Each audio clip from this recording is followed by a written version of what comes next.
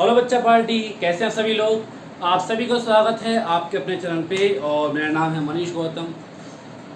तो आज का जो हमारा लेक्चर है वो है नीट क्वेश्चंस के ऊपर, means NEET previous year series जो हमारी चल रही थी आप सभी के लिए। और आज हम लोग और क्वेश्चंस की बात करेंगे। और तो क्या होता है, जैसे गर्मी बहुत है ना, देखो मेरे तो पसीने नहीं सूखे। तो स्टार्ट करते हैं हमारे क्वेश्चंस को। तो जो पहला क्वेश्चन है मीन्स हमारा टॉपिक वही है मोशन इन वन डायमेंशन। हमारा टॉपिक जो है वो है मोशन इन वन डायमेंशन। आपको टाइम टू टाइम वीडियो मिलते रहेंगे इस चीज़ के लिए, मोशन इन वन डायमेंशन, जिसे आप कह सकते हो motion in straight line. Topic हमारा आज का ये। और जो पहला क्वेश्चन है वो बड़ा आसान है। ये क्वेश्चन आया है नीट 2017 सन 2017। अच्छा क्वेश्चन है।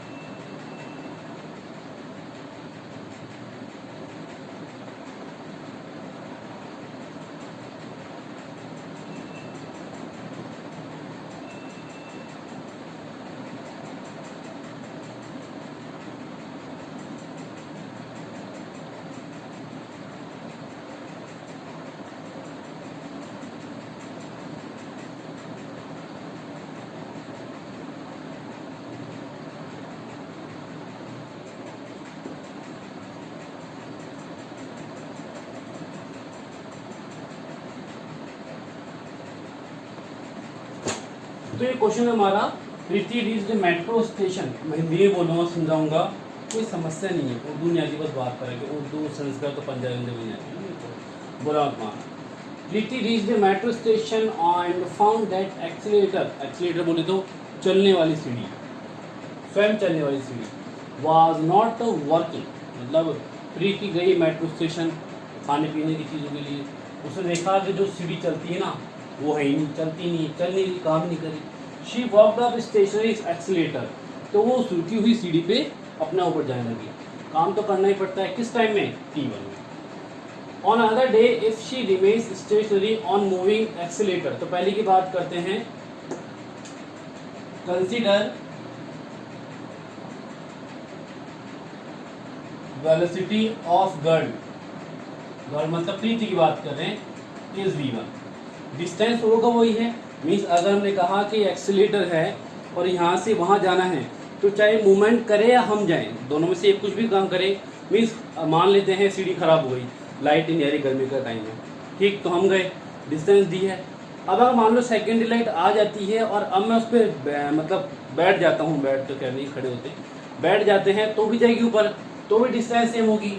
तो सर v1 क्या हो जाएगा, v1 वेलोसिटी होता है distance upon time, equation number first. Second क्या कह रहा है, on other day if she remains stationary on moving escalator. अब सेकंड डे वो ठीक हो गया, मीन्स सरकार आज सही काम कर गया, then escalator takes her up in time t2। अब वो उसको लेके जा रहा है, तुमने कहा सर ठीक है, वेलोसिटी ऑफ एक्सीलेटर v2, तो v2 क्या हो जाएगा d अपॉन t2। तो यहाँ से अगर टोटल वेलोसिटी की बात करेंगे v1 प्लस v2, तो एक्चुअल वेलोसिटी की बात करते हैं तो distance d toward the time t, इस v1 की बात करते हैं तो sir d upon t1 plus d upon t2, यहाँ से d हट जाएगा तो 1 upon t, 1 upon t1 plus 1 upon t2। Solve करेंगे, यहाँ आएगा t1 t2, तो यहाँ हो जाएगा t2 प्लस t1, रिवर्स कर दो तो t क्या हो जाएगा, t1 t2 upon t1 plus, option number B. आगे समझ में आना चाहिए, बहुत आसान क्वेश्चन आते हैं नीट में, जैसे हमेशा कहता हूँ, सर एक बात बार बार कहते हो, उसका मन करता है कि आपको उड़ा दो एक बार, पर क्या कर, मेरे को उड़ाने से फायदा है, नीट क्वेश्चन तब भी आएंगे, मैं नहीं कराऊंगा तो भी आएंगे, कराऊंगा तभी आएंगे, तो सीख ही लो, क्लियर। तो ये क्वेश्चन है, इसका आंसर है t1 t2 upon t1 plus t2। This is the total time, the time taken by her to walk up on moving escalator will B.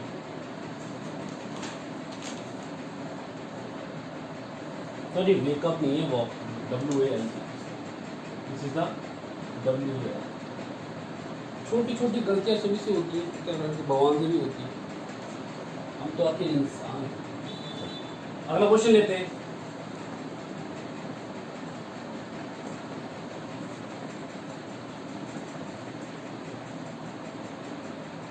यार टॉपिक मिटा दिया, मोशन इन वन डायमेंशन।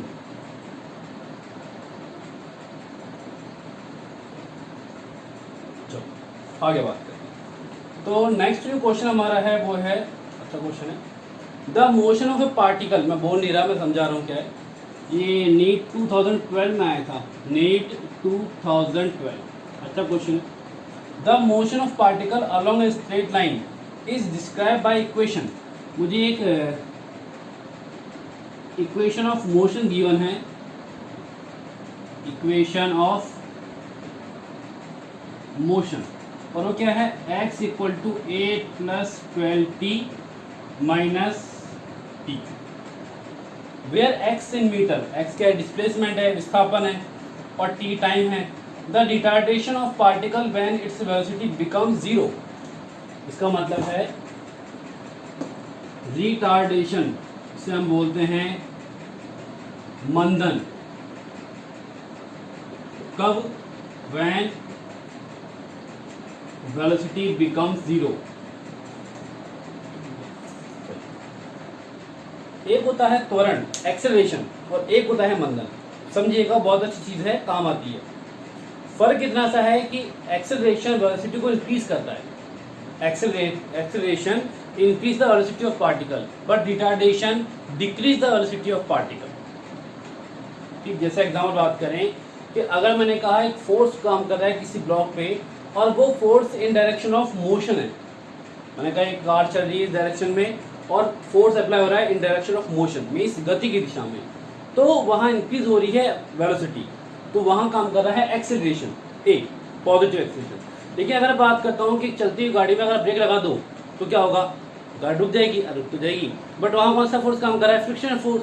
तो friction force के लिए acceleration भी होगा, क्यों, force क्या होता है, फोर्स होता है मास इनटू एक्सेलरेशन, मतलब द्रव्यमान गुणा त्वरण, तो वहाँ भी एक्सेलरेशन है, बट वो एक्सेलरेशन उस स्पीड को डिक्रीज कर रहा है, उसे हम बोलते हैं रिटार्डेशन या मंदन। मुझे x दिया है, तो हम ही जानते हैं कि अगर वेलोसिटी है तो v क्या होता है, dx upon dt। Means x का t के रेस्पेक्ट डिफरेंशिएशन, तो क्या हो जाएगा सर, फर्स्ट की बात करते हैं तो 8 हो जाएगा 0, 12, t का हो जाएगा 1 और t क्यू क्या हो जाएगा 3t²। फॉर्मूला क्या होता है, d by d x of x to the power n and x to the n minus 1। तो अच्छा यहाँ पे क्या करा है, वेलोसिटी 0 होनी चाहिए, तो अगर मैं v को 0 करता हूँ तो 12 माइनस 3t², तो यहाँ से 3t² 12, t² हो जाएगा 4 और t हो जाएगा प्लस माइनस। अच्छा टाइम नेगेटिव पॉसिबल है ही नहीं, तो टोटली आंसर क्या है मेरे पास 2 सेकेंड। अब इस वेलोसिटी का अगर मैं फिर से डिफरेंशिएशन कर देता हूँ तो मुझे मिल जाएगा a, इसका क्या हो जाएगा 12 का 0 माइनस 3 का हो जाएगा 3 एज इट इज, t² का 2t, तो क्या हो जाएगा 6t, t की वैल्यू क्या है 2, so a equal to minus 6 multiply 2 means minus 12 meter per second. तो आंसर क्या हो जाएगा हमारा minus 12 meter per second square. Clear,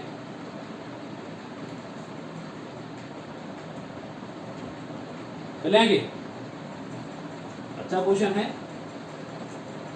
अगला क्वेश्चन,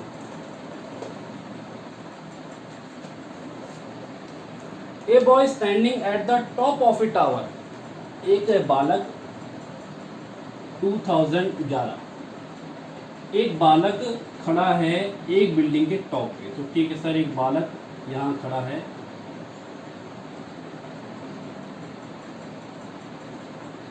कौन सा लचका है ना, और उसकी हाइट जो है वो कितनी है 20 मीटर।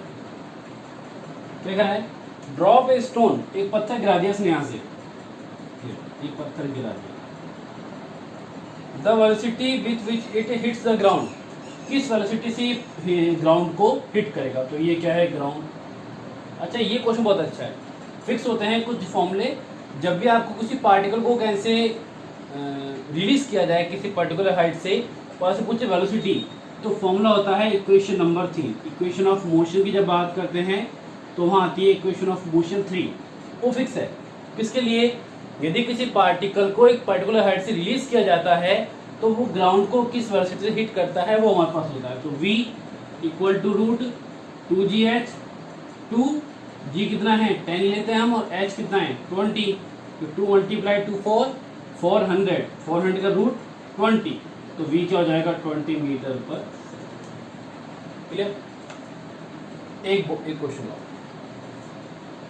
ये क्वेश्चन भी 2010 में आ चुका है। A ball is dropped from a high rise platform at t equal to 0, means एक बॉल को एक प्लेटफॉर्म से रिलीज कर दिया, मान लेते हैं कि ये प्लेटफॉर्म है, और एट t इक्वल टू 0 एक पार्टिकल को यहाँ से रिलीज कर दिया। जब भी किसी ऑब्जेक्ट को रिलीज करते हैं तो उसके लिए इनिशियल वेलोसिटी क्या होती है 0। After 6 second another ball is throne downward from same platform, जैसे यहाँ पे आया, मीन्स ये यहाँ पे आया तो 6 सेकेंड के बाद यहाँ पे आने में इसको लग गए टाइम 6 सेकेंड। जैसे ही ये पार्टिकल नीचे आया इस जगह पे, तो इसके यहाँ पे आने के बाद मतलब 6 सेकेंड के बाद another particle is throne downward. अब एक पार्टिकल को थ्रो किया गया, एक पार्टिकल थ्रो किया है मतलब उससे कोई वेलोसिटी गिवन है, from same platform with speed v, two ball meet at t equal to 18 second. अभी दोनों बॉल मिल गई और कितने सेकेंड बाद, t इक्वल टू 18 सेकेंड के बाद, what is the value of t। बहुत अच्छा क्वेश्चन है शानी, मजा आएगा, मतलब हर क्वेश्चन को यह आना चाहिए, जो आना चाहिए, कंसेप्ट की तो बात होती है, आना चाहिए। तो अभी लॉकडाउन है तो अच्छे से पढ़ाई करो। अब क्वेश्चन क्या है सुनो ध्यान से, क्वेश्चन की जो चीज़ है वो इंपॉर्टेंट चीज़ समझो। दोनों पार्टिकल स्टार्ट हुए एक जगह से, मीन सेम प्लेटफॉर्म से, और उससे क्या कहा, both particles meet at t equal to 18 second. एक जगह से स्टार्ट हुआ, एक ही जगह एक टाइम पे मिल गए। इसका मतलब कि सर यहाँ से 2 पार्टिकल गए, ये पहले गया और ये बाद में गया, लेकिन गए तो एक जगह से ही है, मान लेते हैं यहाँ से दोनों 18 सेकेंड बाद यहाँ मिल गए, मतलब जो दोनों डिस्टेंस कवर कर रहे हैं वो सेम है, तो क्या लिखेंगे sir, distance covered by both particles will be same, means दोनों पार्टिकल सेम डिस्टेंस कवर कर रहे हैं। इसका मतलब कौन सी इक्वेशन काम आएगी, जल्दी सोचो, सोच के देखो पहली इक्वेशन डिस्टेंस होती नहीं है, थर्ड में डिस्टेंस होती है s, b square equal to u square plus 2s, but वहाँ टाइम का फैक्टर नहीं होता, यहाँ टाइम का फैक्टर है, तो बच क्या गया सेकंड इक्वेशन, तो s1 इक्वल टू s2, ये तो है फर्स्ट पार्टिकल के लिए, सेकंड के लिए इसके लिए u1t plus half a t1 square, इसके लिए u2t plus half a t square t2 square. अब दोनों की जब बात करते हैं तो इसको रिलीज क्या है पहले वाले को, मतलब इसके लिए u1 क्या है 0 और t कितना है 6, देखते हैं इसकी बात इसको थ्रो किया है, तो इसके लिए नीचे वाली टी वो क्या है v, तो यहाँ क्या बचेगा, अच्छा a दोनों के लिए 10 है, हम 10 मान रहे हैं, 9.8 होता है, तो 10 मीटर पर सेकंड स्क्वायर और 10 मीटर पर सेकंड स्क्वायर, तो क्या बचेगा यहाँ पे 1/2 5 t1 स्क्वायर, यहाँ पे vt प्लस 1/2 10, यहाँ पे क्या हो जाएगा 10 से 2 कट जाएगा, तो क्या हो जाएगा सर 5t2 स्क्वायर, और यहाँ पे 5t1 स्क्वायर, इसको यहाँ लियो, तो 5t1 स्क्वायर कॉमन आएगा दोनों में से 5 t2 स्क्वायर, और यहाँ से मेरे को चाहिए v, तो नीचे क्या आ जाएगा t। अब बात समझो, इसको यहाँ से यहाँ ने लगे 18 सेकेंड, और इसने क्या कहा जिसको रिलीज किया तो 6 सेकेंड बाद इसको छोड़ा, मतलब 6 सेकेंड बाद का टोटल टाइम 18 सेकेंड है, तो जब इसको 6 सेकेंड लग चुके तो उतने मीन्स टोटल टाइम 18, तो यहाँ से यहाँ कितना लगा 12 सेकेंड, तो जब ये यहाँ से आया उतने ही टाइम में ये यहाँ से आ गया, तो जो T1 है वो तो कितना हो जाएगा, ये T1 हो जाएगा, ये तो हो जाएगा 18 सेकेंड, और जो T2 है वो हो जाएगा 12 सेकेंड, तो सर T1 18, तो 18 का स्क्वायर कितना हो गया 324, T2 कितना है 12, तो 144, और T2 की बात करते हैं तो कितना है 12, T2 मतलब T2, तो माइनस करें तो सर 5 मल्टीप्लाई, यहाँ हो जाएगा 0, 2 - 4 12 - 4 8, और 1/12, इससे कैंसिल हो जाएगा 15 टाइम, तो v क्या हो जाएगा 75 meter. So this is the last question of the lecture हमारे, पढ़िए ध्यान से, कोशिश कीजिए, क्वेश्चन हो जाएंगे, कंसेप्ट कोई हार्ड नहीं होते, कंसेप्ट इजी होते हैं, बट हमारे करने की बात है। अच्छा चांस है सभी के लिए, खासकर ये उनके लिए है जो बायोलॉजी की में जो नीट की तैयारी कर रहे हैं, रीज़न क्योंकि नीट के बच्चों को फीस थोड़ी हार्ड लगती है, तो मेरा मोटिव है कि आप सभी के लिए फिजिक्स को ईजी बनाना, मीन्स आप फिजिक्स पढ़े नहीं, आप फिजिक्स इंजॉय भी करें, समझे फिजिक्स को, और एक टाइम ऐसा है जब आप कहें कि हाँ फिजिक्स ईजी है। ऐसा नहीं है, बहुत से टीचर हैं, ऐसा नहीं कहूँगा है कि मैं ही एक अच्छा टीचर हूँ, टीचर और भी हैं, जैसे एक टीचर बहुत अच्छे थे, अब शायद वो नहीं रहे, मीन्स लेट प्रदीप क्षेत्रपाल सर, बहुत अच्छे टीचर थे, मैंने खुद ने उनसे कई गाइडेंस लिया है, मेरे टाइम में मैं उनसे काफ़ी पढ़ा हूँ, काफ़ी हेल्प मिली है उनसे मुझे, और इस टाइम जो यूट्यूब पे चल रहे हैं सभी जानते हैं आप, अलग पांडे सर काफ़ी अच्छे सर हैं, या कहें कि काफ़ी अच्छा पढ़ाते हैं, आप उनसे भी हेल्प ले सकते हैं, वहाँ केमिस्ट्री बहुत अच्छी है। मैं ये नहीं कह रहा कि फिजिक्स मेरी अच्छी है, नहीं, हर बच्चे का सिस्टम अलग अलग होता है समझने का, किसी को किसका और किसी को समझ में आता है, तो ये नहीं कहूँगा कि मेरा ही देखिए, आपको जहाँ भी अच्छा लगता है, जिस भी टीचर से अच्छा पढ़िए, बट पढ़िए, because education is important for us, बहुत इंपॉर्टेंट है हमारे लिए, तो आप किसी भी टीचर से पढ़िए, मुझसे पढ़िए, अलग पांडे सर से पढ़िए जो यूपी के हैं, हाँ यूपी लखनऊ यूपी के हैं, बहुत अच्छा पढ़ाते हैं, ऐसी बात नहीं, बुरा नहीं कहूँगा मैं, जो तारीफ़ के काबिल उसकी तारीफ़ करना बहुत ज़रूरी है, और होना भी चाहिए तारीफ़। उन बंदे ने, या कहीं तो उस बंदे ने बहुत मेहनत की है इसके लिए, काफ़ी टाइम दिया है, और पूरा कोर्स डाल दिया, तो ये कम बात नहीं होती कि फ्री में आप सबको कोर्स मिल रहा है। तो आप देखिए, आपको जिस टीचर का समझ में आता है, जिसका भी यूट्यूब पे या ऑफलाइन ऑनलाइन कहीं भी, अभी तो खैर ऑनलाइन चलेगा, तो आप देखिए उन्हें और सीखिए, सीखना बहुत ज़रूरी है। Clear? So best of luck, पढ़ते रहिए। Thank you very much.